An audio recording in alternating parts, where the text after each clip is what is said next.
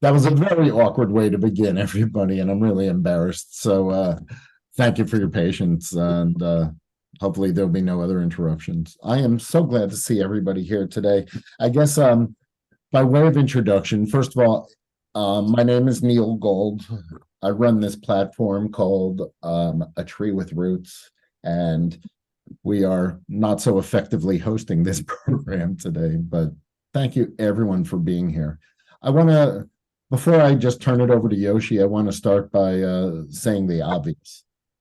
When we conceived of this program a couple months ago, it was conceived of having a celebration of 30 years of doing the work of tzedakah and tikkun olam. Doesn't feel like much of a celebration this week because all of our thoughts and our prayers are with Israel, of course. I almost called Yoshi a couple days ago and said, let's cancel this and postpone it for another time.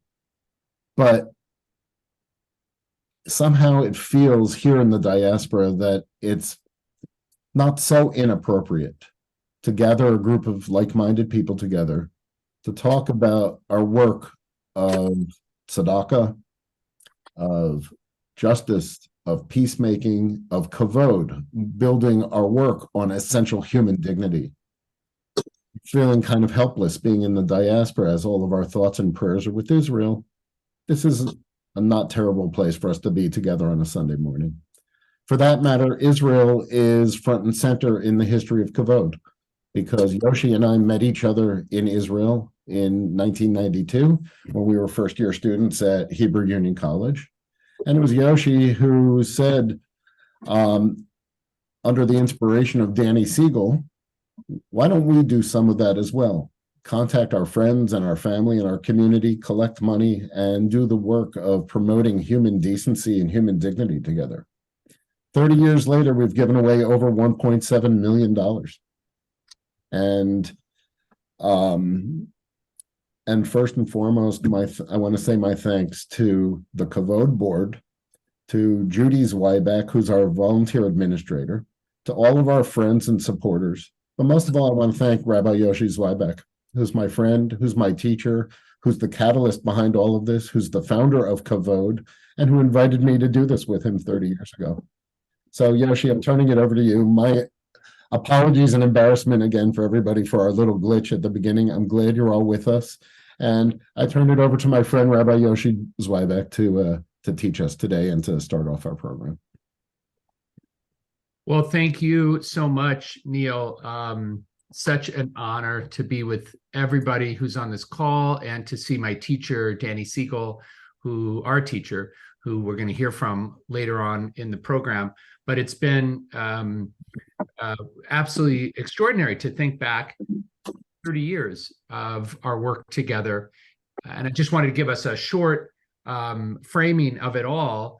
I was studying with Neil and some of the other folks who are on the call. I saw Mike Mellon and a few other folks from that year. And actually, I thought it might be nice. And Neil, I didn't warn you on this, but I wanted to share a picture of Neil and me from that year. And so that's Neil on the left. That's me on the right. That's Rabbi Moshe Weber in the middle, of blessed memory, who we had the chance to study with.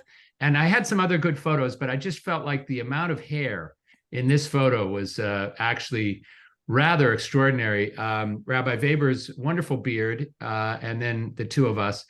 And that was from that year in Israel.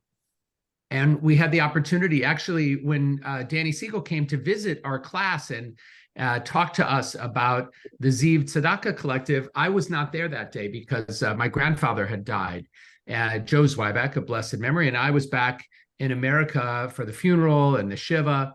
And when I came back to HUC in Jerusalem, Neil told me about this amazing visit, and he gave me a copy of Danny's book, Gym Shoes and Irises, and a wonderful collection of poetry and other essays and writings, and it included the story of the creation of Ziv, this magnificent tzedakah collective that was really our inspiration.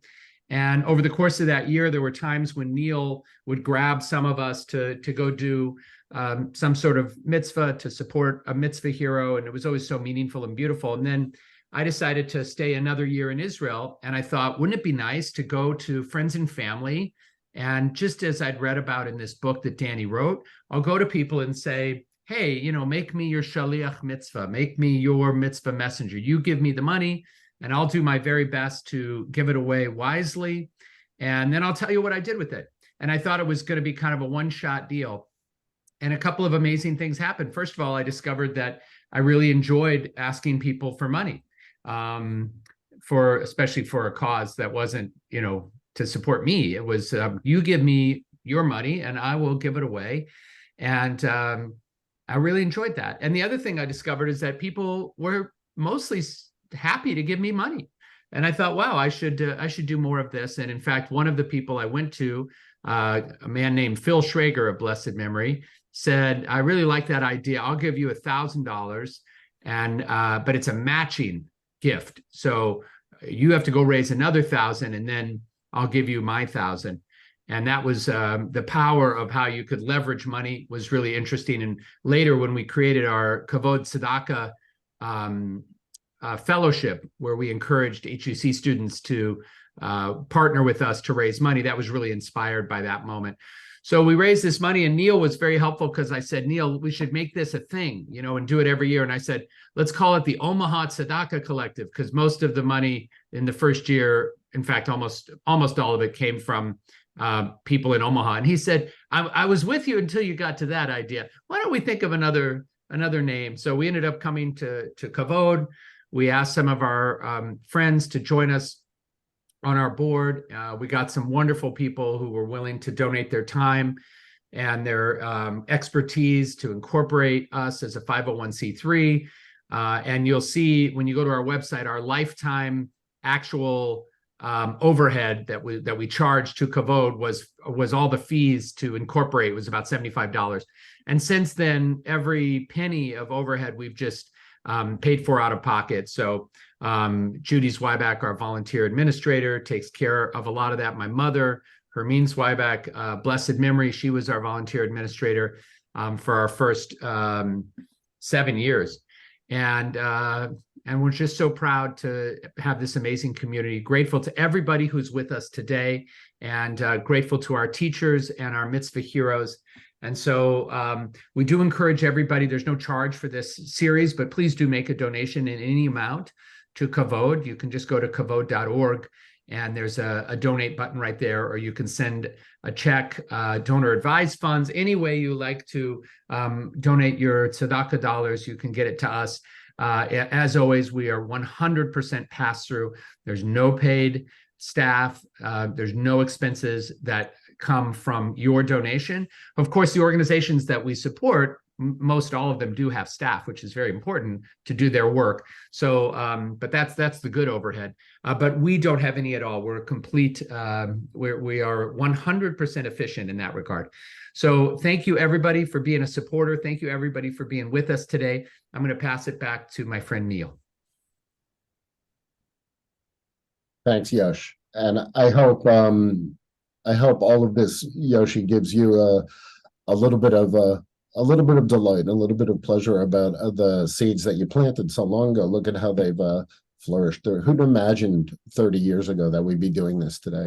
It's really quite a gift you've given all of us, Yosh. Thank you. So one of the lessons we learned from Danny Siegel long ago is, first and foremost, it's not about us, but it's about the mitzvah heroes, the people who are doing the work of world repair in extraordinary and creative and powerful ways. So it's not about us, it's about the projects that we seek out and that we support. So one of the things that we wanted to do in this celebration of the 30th anniversary of Kavod is to put the spotlight on some of our projects. All of them are extraordinary, but we only have a 3-week program here. And we knew that one of the projects we wanted to include was the Other Ones Foundation from Austin, Texas. So for the next part of our program today, it's a pleasure to introduce two very special individuals to us. First of all, I want to introduce Rabbi Susan Lippe. Now, one of the great pleasures of Kavod is we've put together this marvelous board of like-minded people. And it's through the Kavod board that I was introduced to Rabbi Susan Lippe. As you will see momentarily, she is a ball of fire. She is so committed and passionate about the work of Tikkun Olam.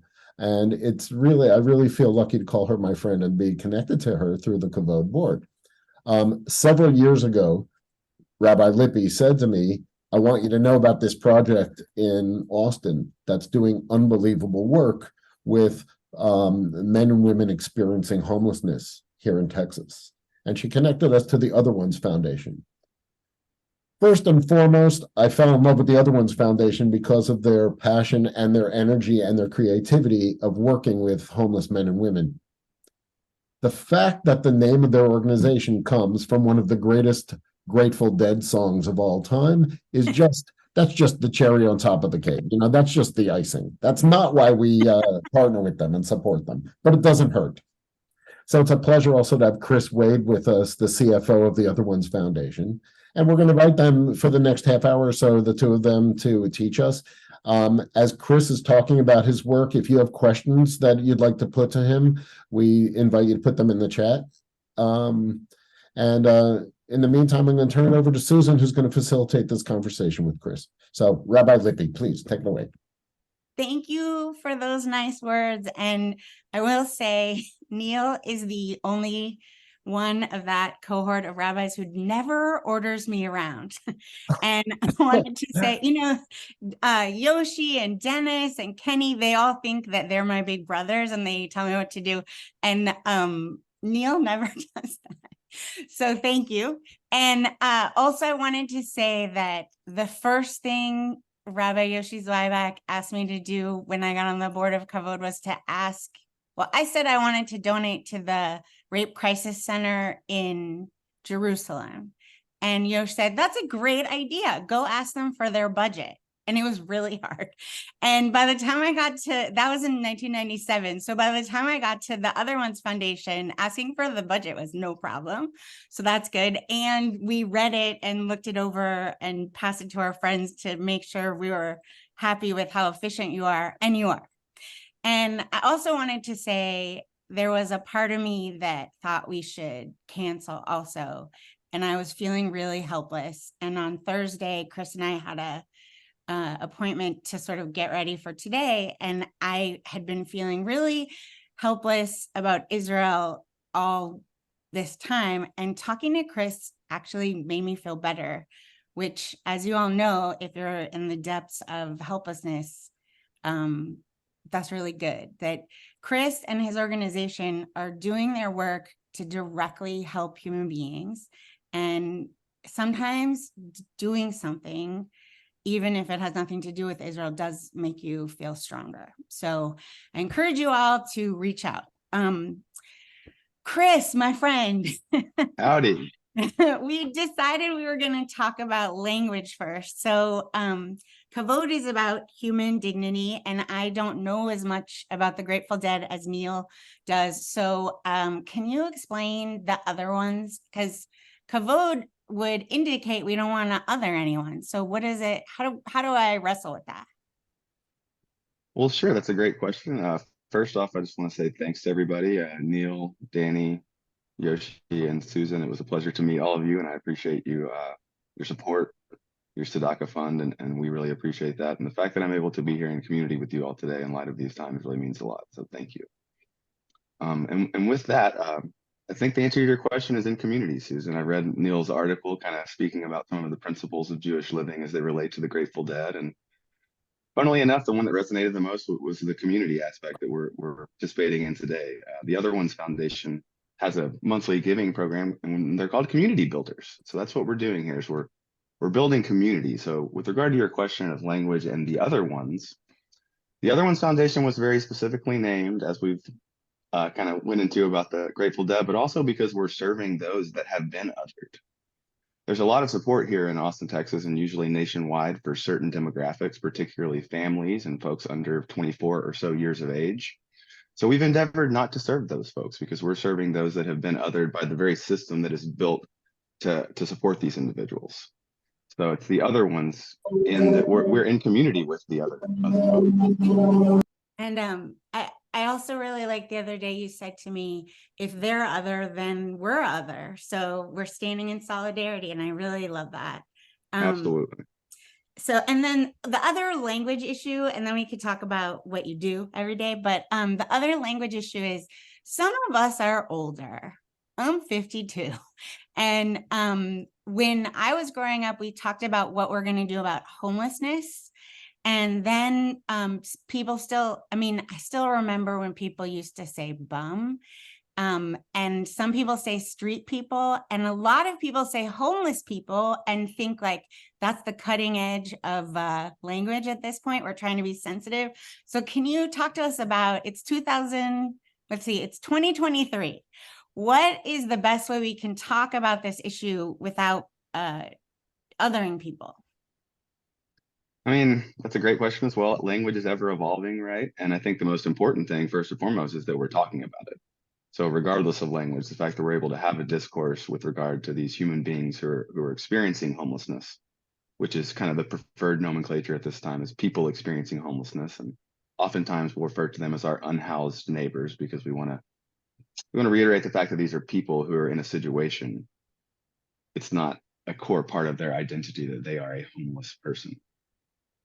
Yeah, that's sort of the idea there. Yeah, it's a specifically Kavod idea, I think, because Kavod, as Danny Siegel taught us, is about human dignity and respecting each individual. And I think to be able to put people first in that way, to say people experiencing homelessness, also talks about, it helps me believe that it could get better. It's funny you said, speaking of, oh, sorry. Chris, can I jump in for a second? Yes, sir. The same issue when I asked a bunch of students, should I refer to myself as a diabetic or a person who has diabetes? And they all agreed that the second choice was the right one, because if I call myself diabetic, I've just defined myself to everybody. Same thing with homeless, as you were saying. 100%. And that's a great example. I mean, it's not their identity, right? It's just something they're experiencing. Right. You mentioned people first, Susan. I thought that was kind of funny you would use that language, because in our effort to put people first, we've actually renamed our HR department. We don't have human resources. We have people first. Oh, I like that. Hey, so that's a core part of what we do, is to put people first in every aspect of our organization, from the business operations all the way to the service. So that is so why I was so excited about your organization, is it's really integrated in terms of your values and how you work. Just another quick intro thing, although I did see someone, Maureen is here from Arizona. Hi, Arizona. But, and Haifa too. So one thing someone else from Arizona. So I just want to talk about something that's uniquely Texan. Those of you who don't live here, if you want to send us your political frustration, we're here working on that.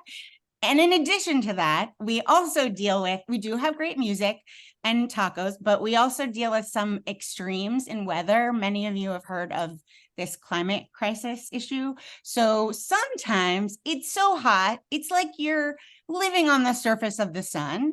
And then randomly in the middle of the winter, we will have a week where it's 0. So I just wanted to let Kris talk about what is uniquely Texan or Austinish about helping people who don't have homes or roofs or air conditioning during the summer. Sure. Thank you for that question, Susan. I'll give a little bit of background. The long story short here is that 2.5-3 years ago, the Other Ones Foundation was granted the ability to operate on a piece of state of Texas land, a former service yard for their fleet and facilities work. So imagine a big old black asphalt, black absorbing the sun, very hot area where the infinite wisdom of our government here decided this is where we should allow human beings to camp. So when we saw this humanitarian crisis out at this camp, at the time it was called the Camp RAT, the Responsible Adult Transition Town. We have since renamed that to Esperanza, which means hope, which was a decision made by the residents there at that community in a concert with the organization. But I digress. So we find ourselves operating on a big piece of asphalt in which there are 200 plus people in tents. And instead of going out there and telling them what they need, we ask them, because they are people first, and we are in community with these individuals. What do you need? What services do the individuals here need to be safe, have some more dignity in their life, and to be as comfortable as they could be? Of course, to Susan's point, they said, yeah, we want some shelter. Yeah, we want this, but what we want is an ice machine. Please get us an ice machine. And we are an organization that in the heat of the summer will say, absolutely, thank you for telling us. And now we are able to provide 2 10-pound bags of ice twice a day for the 200 residents that we anticipate having at the Esperanza community. So that was the first thing we did, was we asked and answered what they told us were their needs. Because again, as my staff likes to say, they're not fish after all, they're people, and you can actually ask them. Yeah, I've actually, when I got off the phone with you, I felt really lifted. And I was telling a friend, I was like, they actually talk to the residents and ask them what they want. And the person who I was talking to said, that should not be revolutionary. It certainly shouldn't be, but turns out it is. We have a purposefully created feedback loop with our residents, including a resident council, as well as our member, one of our members, our board of directors is also a member of this community. So we try very hard to make sure that we're doing things in concert with folks, not doing things at them. So, okay, so we talked a lot about listening, you and I, and most of the people here, if you like Kavod, you probably already believe in listening to other humans. And so now I wanted to talk about some of the things that are harder to hear for us. So probably most of the people on the call are donors. They're not, there were people who've never been homeless. So I don't know for sure, but I'm guessing that's most of the people on the call. So I wanted to say, I told this to Kris, and I feel like I should tell other people that I think I would be a really bad homeless person. I think I would be really bad at being homeless. How's that for language? And I was telling Kris, like, I really want a roof. I really want a door that locks. And I would really like some air conditioning. Those are things that I feel like I would need. And if I was experiencing homelessness, I'd be scared about that. And Kris said, so what are you going to do? Call a roofer? And so I thought we could talk about what the people who live there and the people who you serve actually need, and what it's like when, like, the cute mitzvah knitter group from the synagogue near here decides, we wouldn't like to be homeless either. We want to make scarves and blankets for people who are homeless because that's what we would want. And then Kris has to say, well, I mean, first off, to your earlier statement, our folks now do have air conditioning and a roof and a locking door. And so for the first time in 20 years for some of them, they have a key that locks, and the ability to have privacy and dignity and get a good night's sleep. Some of them for the first time in a long time. To your question, first off, if everyone on here is donors, or even if you're not, thank you. All the organizations out there need your support desperately. One issue that we have seen that Susan's kind of getting at is that we do have folks that come and say, hey, we want to give you this. And to Susan's point about a roof, I often would say, if you need your roof to be replaced, you'll go to the roofer, right? You're not just going to go and say, hey, I want to give you money to do the roof in this way. You're just going to say, roofing company, I'm going to give you the money. I would say the same with the organizations like the Other Ones Foundation that are garnering your valuable support. And that's that we ask the clients that we serve what they need. And with that in mind, we, as the experts, distribute the funds in the way that they need, as opposed to the way sometimes that folks may want the resources to be distributed. In our case, that looks a lot like a situation in which folks say, boy, we really want to come plant trees. And we say, well, we actually have an organization coming to plant trees. Unfortunately, what we need is more administrative support right now, because the state of Texas keeps giving us millions and millions of dollars to serve people, and that requires a lot of staff from me. Thankfully, we have a lovely relationship with a lot of our donors who come from the business world and understand that, it takes a back office that's efficient and effective to make these things happen. And so I think with appropriate discourse and a real relationship and community with our donors, just like we have with our clients, we're able to find a sweet spot in which we say, we'd love the knitting group to knit some curtains, which we have done now. We've redirected to, hey, we do need curtains though. yeah. but also we need support in these other ways. And so we're always down to have an honest dialogue with our donors in the same way we are our clients and try and reach an understanding. But sometimes you do have to just say, I know you want the money to go to that, but the people we're serving don't need that. They need this. Right.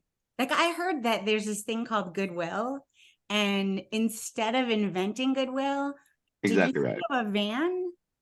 Yeah, there's folks that always want to give us clothes and whatnot, and we appreciate that. But we also have vans so we can transport people to the Goodwill. It's a pretty common refrain of some of our development folks. Yeah. So yeah, Kris is not in charge of making sure that all the clothes you give are sorted by size. And I was going to say, I really like Kavod because I do believe in human dignity, and I want to put my money towards supporting what people want and need for themselves. And I believe that people should choose their own clothes. I think that's a cool way to.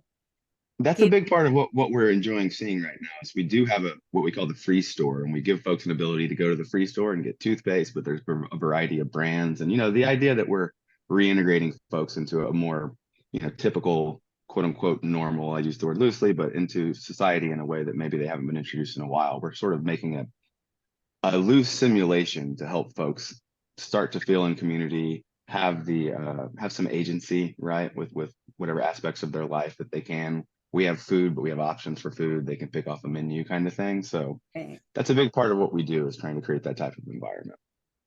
Right. And I did see, can you say about the website? There's a part of your website where people who want to be interviewed, who are residents, can talk about their story in their own words. Well, that's just another big part of our feedback loop, right? Is we make sure that we get out there, ask questions. And one of the things we are very proud of is that we always pay folks for the work that they do. So if folks want to come interview and share some of their lived expertise that they've developed from being out there in the world, experiencing what they've experienced, and we're happy to compensate them for that. And so through this mechanism, we're able to really share some impactful and really personal, touching, amazing stories. I can give you a quick anecdote, which is that there's a gentleman out there who we found out was a brilliant artist, a visual artist, painter, and whatnot. So we had him paint our offices, our first office that we parked our modular building we were leasing out there. And he painted all these radical kinship and integrity and community and all this beautiful stuff out there. And then lo and behold, we got him housed over at the Mobile Loaves and Fishes Community First Village, where he now lives permanently. And they had a big auction, and this guy just sold a painting for $25,000. That's so awesome. And when we met him 2 years ago, he was experiencing homelessness out on the streets and became a part of this community. And from the opportunity that we worked and collaborated on with him in community, lo and behold, and that was just, it floored me. It really was. I hadn't heard something of that magnitude happen that quickly. He was only out of our community for a few months, I think, at that point. That's amazing. I mean, amazing. Yeah. It's also good you have relationships with other organizations in town. Well, that's what's so critical, right? The community extends beyond our clients and our donors. It also extends to our other service providers, because while we do like to do a lot of things and provide a lot of services, we can't be the experts and be everything to everyone all the time. So with that in mind, it's critical that we're able to see the entire continuum of care here in Austin as a system, a system that needs a little bit of oiling and maybe turning of the gears sometimes, but a system, and more importantly, the system that we have at this point. So yeah, I think in a lot of ways I think Kavod is similar to you in a lot of ways, in that it's a different model for giving. And I noticed, especially, I'm sure all of you did, that this week, or the last 8 days, people have been sending a lot of links around about, this is where you should give your money, this is where you should give your money. And I've been trying to explain to people why I picked the organizations that I picked, and I picked them usually based on the model of Kavod: lower overhead, higher grassroots involvement, and better communication. And I think in a lot of ways, your model is like our model, that you actually talk and listen to people, and you put the people first, and you're connected with efficiency. And I guess now is the time we talk about the budget. So that doesn't, yeah, that's Kris's job. So that doesn't come as naturally to me. And when I look at the TUF website, I see 20 amazing programs that you all are doing. And also, I saw Glenda's on the call. Hi, Glenda. Glenda invited me to Old Settlers, and we met a bunch of people from TUF who were doing work there, from, I think, the Magnolia Initiative. So can you say what it's like to be in charge of a budget where you have to be efficient and responsible, but also in an organization that has a bunch of great programs you want to support? Well, Susan, it is stressful first and foremost. Let me be honest. I'll give a brief recap of kind of how we got to where we're at, and I'll try and not take too much time with it. But when I got to the organization 4 years ago, I'm the first and only CFO at that time. We had 5 staff and $1 million budget. The next year, it was 25 staff and a $3.5 million budget. The year after that, we had 75 people and about a $10.5 million budget. Here, a month ago, I just got approved a $13.5 million budget, and we now have about 108 staff, I believe, at this point in time. So it's been a wild ride, and we've went from serving, dozens of people a year to serving over 400 individuals experiencing homelessness per year right now, and rising significantly. Our depth of service has also increased with more housing options available, more of the partnerships you were referring to. So there's a lot to it. What's it like is that there's a lot, and it's takes a lot of pieces to be put together to make things work. I'd like to highlight the Magnolia Initiative that you just mentioned, though, because one thing about this larger budget that is becoming interesting is we're taking into our own hands the ability to generate some of our own revenue. And that's by expanding what we call the Workforce First program. So our Workforce First program is a program in which we have a contract with the city of Austin to the tune of about $1.5 million a year to go clean up city parks. So we actually pay people experiencing homelessness to clean the city parks. We save the taxpayers dollars because this is cheaper than putting this out for bid with a private company.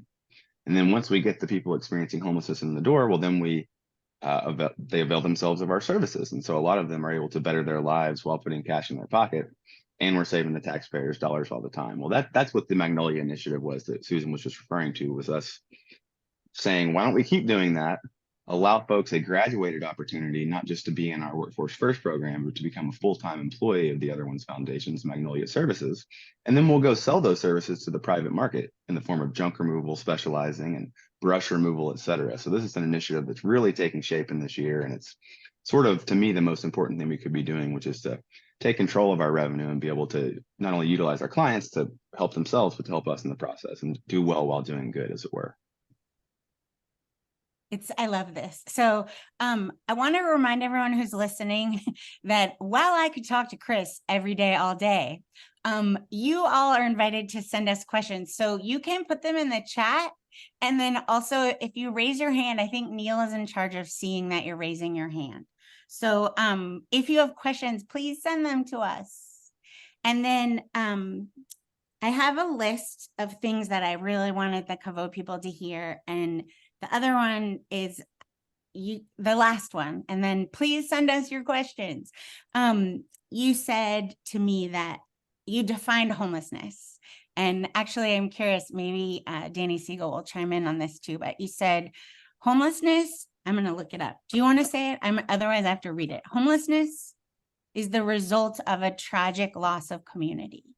That's exactly right. You can think about the game we like to play, which is a little harder on Zoom, but nonetheless is a lot of folks like to have the misconception that people experiencing homelessness are there because of drugs and alcohol, substance use, et cetera, et cetera. And usually we'll ask folks in the room, hold up your hand if you know someone that has experienced substance abuse, experienced alcoholism, experienced depression, mental illness. And almost everyone holds up their hand. And then, of course, you ask, leave your hand raised if that person is homeless.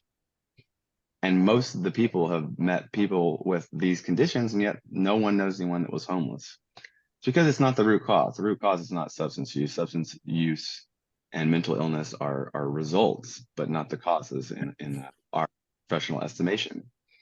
Primarily, it's, well, I had an uncle that molested me, and then I lived with my aunt. Then my aunt died. I've been homeless since I was 19. I don't have other family.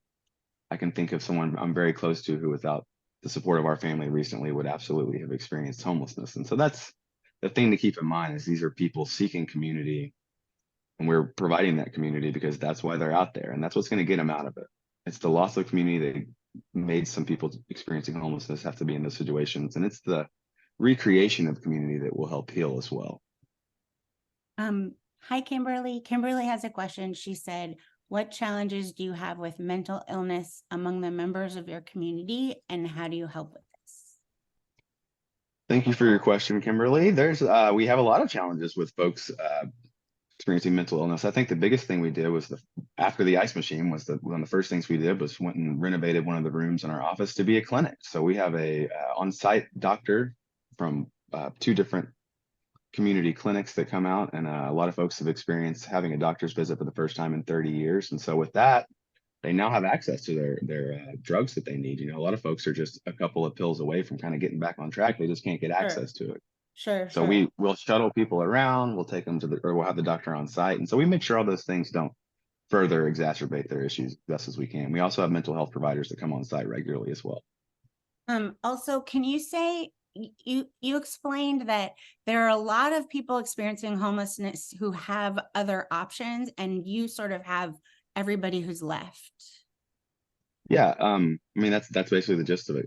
As I mentioned earlier, there's a lot of resources available for veterans, for people that are under 25, et cetera. And so we choose to focus on other demographics that don't have as much service options available to them. And I see Bob had a question regarding the income side of the budget. Bob, I'd be happy to illustrate that. We're probably 60 to 70% government funded at this point, which is kind of the biggest frustration of my job, is that the government makes you spend the money on the front end and then be reimbursed. So every time the state says, here's $5 million more, I divide 5 million by 12, multiply it times 2, and say, well, you're going to take 2 months to pay us back. So we need to have 5 million divided by 12 times 2 in the bank just to be able to execute this contract. So on the income side, we hired a private foundation grant writer in the last year that's done a bang up job. So we've diversified our revenue streams from either donations or government money at about a 50-50 split a few years ago, approximately, to government money, as well as private foundation grants, the Magnolia Services Initiative, some fiscal agent initiatives that I've been working with other organizations to provide support to them at a fee, in addition to garnering donations. So we have worked very diligently to diversify our revenue streams in a big way. Yeah. That you were saying during the beginning of COVID that the government promised you some money, but you had to put people in hotels before you got it. That's exactly right. Yeah, well, that's how all the government money works, is they promise you the money and you have to go spend it before they'll give it back to you. It's basically the gist of it. So it creates a cash flow, fun cash flow game for sure. So we support you. So everybody in Austin, we can bring tea and cookies to Kris because he's stressed out. But also, I want to say thank you to everyone for listening, because I already knew Kris was great, but you all took a leap of faith. And I mean, except Neil. Neil also knew, but Neil and I knew, but you all didn't know that Kris is awesome and Kris is working at a great place. And thank you, everyone, Thank you for taking a chance on listening and your patience. And if you have more questions, you can send them to me and I can send them to Kris in a bundle or I'll bring them when I bring the cookies. Yeah, by all means, keep the questions coming if something pops up later. And I just really appreciate the opportunity to be with you all today. Thank you very much. Thank you. Oh, this was awesome. Thanks to the two of you. Thanks to Rabbi Lippe for making the shidduch for us and the other one's foundation. That was a real gift and a blessing that you gave to us. And thanks, Kris, for all the work that you're doing day in and day out. I think this really cuts to the quick of what Kavod is all about, of what our organization is about, that the common denominator of all the different realms of work of the organizations that we support is human dignity. And I think that that's the essence of what we heard from Kris today. You're working with people whose human dignity has fundamentally been stripped from them, and you guys are reinstating that and bringing that back in every aspect of your work. It really is the essence of Kavod, and we're so glad to be associated with you. So thank you so much. Thank you, Neil. Same to you. We couldn't do these Kavod programs without some Torah teaching and some guidance from Jewish tradition. And for this first of these 3 sessions, and I hope everyone on the call is going to keep coming back over the next 2 weeks.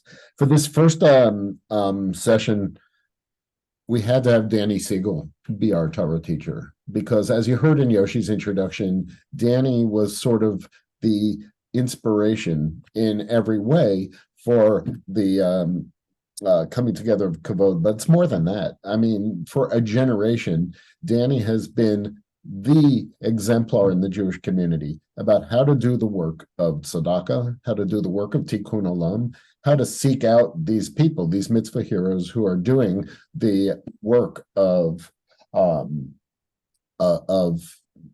world repair in such creative and awesome ways. For those who don't know, Danny is, for a generation now, has been a preeminent Jewish educator, a teacher, an author, a writer of exquisite spiritual Jewish poetry. He travels all over the country and all around the world, teaching us about the art of tzedakah and about the foundations of the Jewish values that it comes from. He's the author of over 30 books, and I'd be remiss not to say he's also the author of Radiance, anthology of 50 years of his prose and poetry, which was published in 2022 by the Jewish Publication Society, and which he gave me the deep, profound honor of being the editor of that book. So to take us through to the end of our program today, it's a pleasure to call upon our teacher, Danny Siegel, to teach us Torah today. Danny. Neil, thank you for the low-key introduction. Let me see if I can get my view up on the screen better. Oh, there I am. And I thank Neil for giving a little perspective on how to do this program in light of what's going on simultaneously in Israel. So I want to jump right in. Nothing against the Omaha Tzedakah Foundation, Yoshi and the others who decided it should be called Kavod was a superb choice and appropriate. Now, in Hebrew, kavod means at least three things. Most frequently, you hear it meaning honor. And it applies at this point. It's a real honor to be asked by Rabbis Zweiback and Gold to be part of the 30th anniversary. I'm as stunned as they are that it's 30 years since I remember when it was founded. Kavod also means, in the Chumash quite a bit, God's divine presence, which is very appropriate since this was founded by rabbinical students. Anyone who knows Kavod knows that the God of Israel is present everywhere you turn when you read Kavod's annual report, which I went through a few times. God's divine presence just seeps right through it. And Kavod, the third meaning, is the one that's been stressed all the way through today, means dignity. It's the intense focus of Kavod's tzedakah activities. One need only ask how many hundreds of human beings in so many places have had their dignity, their innate God-given image restored, their health, their well-being, and no less, several situations, I'm sure, their very lives saved.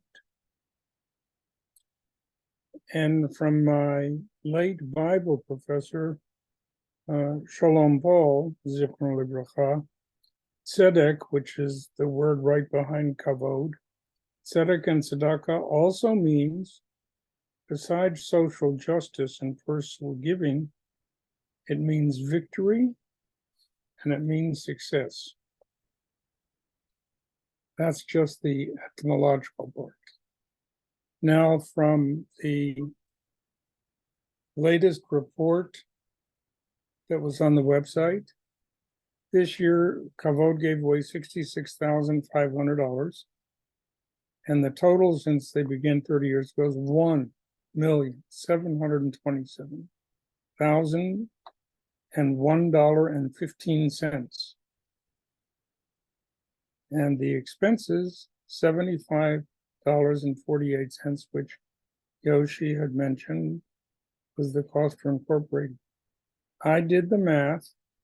It means that 0.00003051 has been used for overhead expenses. Rather astonishing accounting. And when I talk about Kavod in different places, I always quote the $75.48. Obviously, even more astonishing is reading the details and the descriptions in the annual report. Just the $66,500 alone, a most dazzling reach of making this world a more menschlich place, including the crucial recipient's contact information on the report. Everyone says how you can contact them with an email or a website or both, so that other people can carry on Kavod's work, even if Kavod doesn't hear about it. They can just, sorry, I don't know how to turn this thing off from my hearing aid.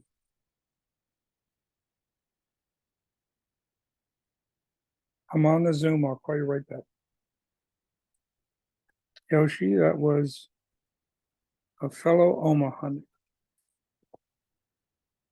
Kavod's report is the exact opposite of Senator Everett Dirksen's famous line about the government budget. Some of you know it. $1 billion here, $1 billion there, and pretty soon you're talking real money.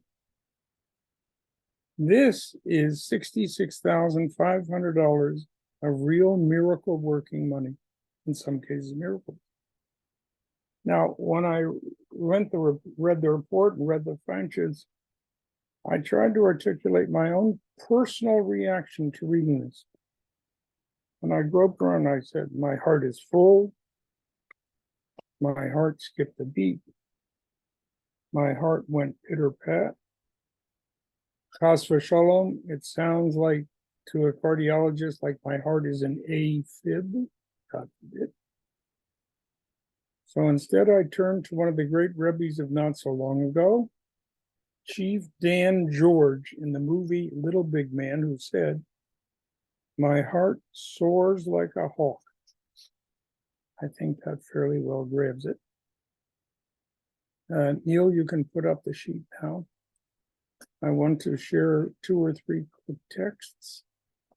The first one is from Job, one of my favorites. Though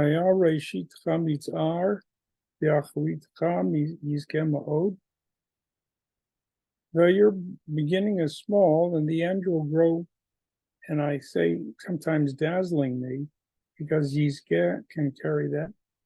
Even though your beginning is small, and Yoshi, I don't know how much you had when you began, but $66,500 in 1 year is dazzlingly great. The second one is one of the, I would say, the most powerful lines I've ever read in the Midrash. Amar Rabbi Elazar Kati, Rabbi Elazar said, and we know this line, Notein lechem l'chol basar, God gives food to everyone. And then the Midrash says, Ba zev chataf lo et mitzvah. Some human being came along and grabbed the mitzvah before the Almighty. Forget the last 4 lines. Hard to believe that someone beats God, as it were, to the mitzvah. And it's not meant for our ego to think, but it means there is a partnership there where we can really, if we keep our ears open and see where, instead of whining, well, why doesn't God do this and why doesn't God do that? Well, it's our turn and our time. The last one is finally Rabbi Dostai, the son of Rabbi Yonai, explained in a sermon. It's not really a sermon. He was giving a public Torah session, if a person gives even a pruta, like a dime, a nickel, to a poor person, that person who gives is privileged to sense God's intimate presence. And the verse from Psalms is very good. I will get to see your face, God, because of Ani Tzedek, I by means of this act of tzedakah. Now, most of us know you have that line, well, there are 36 righteous, so forth. By the way, the 36 righteous is not about the whole world standing on it. It says, Lo pachot alma, lo pachit alma, from 30, there are no less than 36 people every day who get to sense, be brought into the presence of God. Well, I don't consider ourselves among the great tzaddikim, but it says here, just by doing the act of tzedakah, you're not, it's not like you're promoted to being tzaddik, but you don't have to be one of the 36 to sense God's presence, which I think Rabbi Mellon and Rabbi Gold and Rabbi Zweiback and the others that founded and were on the board with this sense the spirituality of it. Well, Yoshi saw about how much he enjoyed asking people for money. Right? He thought it was a one-shot deal. He found out, like I did when I started with $955, I thought that was it. And then they gave me more, and they gave me more, and gave me more. Same thing with what Yoshi and Kavod has done. And in it all, there is that glow, to use a word, a Z, certain radiance that comes from what they're doing. And instead of a pruta, just imagine how much of an intimate, an audience with the divine presence one gets, having given away $1,727,001.15. Finally, we all might want to justifiably wish these rabbinical students of 30 years ago and all the donors since a well-deserved, hearty, I'd say a mighty Yasher Koach. But I think their reply would be something on the order of, if you're old enough, Dragnet Sergeant Joe Friday and a multitude of subsequent police, firefighters, nurses, doctors, social workers, and other first responders. We're just doing our job. So, Kavod, thank you for allowing me to share this. And I feel real good, just like you guys do, from what you've accomplished in 30 years. Kol Kavod. Back to you, Rabbi Gold. Thanks, Danny. Yasher Koach to you, Danny. You are the best, and you are our inspiration in all of this work.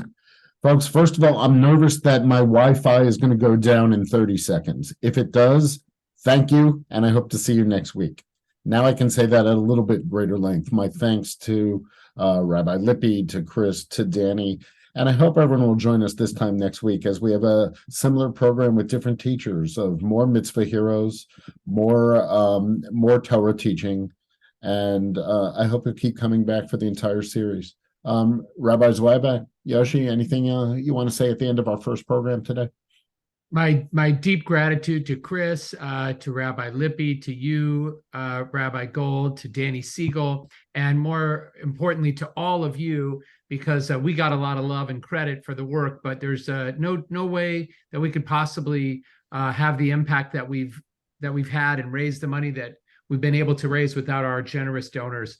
So because we are a Tzedakah collective, yes, we have an educational arm. Our goal is to teach people about our mitzvah heroes and inspire them, make them more aware of some of the challenges that we're trying to face. But at the end of the day, it's about dollars in and dollars out. We can't do our work of supporting these folks without your donations. So thank you to our generous donors. If you just go to kavod.org, you can make a donation online. There is a slight administrative fee that comes from Just Give that manages that, or you can send a check to Omaha, and our beloved volunteer administrator, Judy Zweiback, Aunt Judy, will make sure that money goes into the account, or my sister Rosie Zweiback will make sure that money goes in. You can also go through a donor advised fund through Schwab, Fidelity, any of those places. And please share the link, just kavod.org. It's right on the front page. That'll take you to Tree with Roots, which is generously supporting and administering this program. Thank you, Rabbi Gold. And tell people for the remaining 2 sessions, love to have you join. Even if folks weren't able to be with us today, they will be able to get a lot out of next week, because there'll be a new mitzvah hero that we're going to look at, learn from, and a new teacher as well. So thanks, everybody. Hang in there, and we love you, and we're grateful to you. Bye, everyone. So much.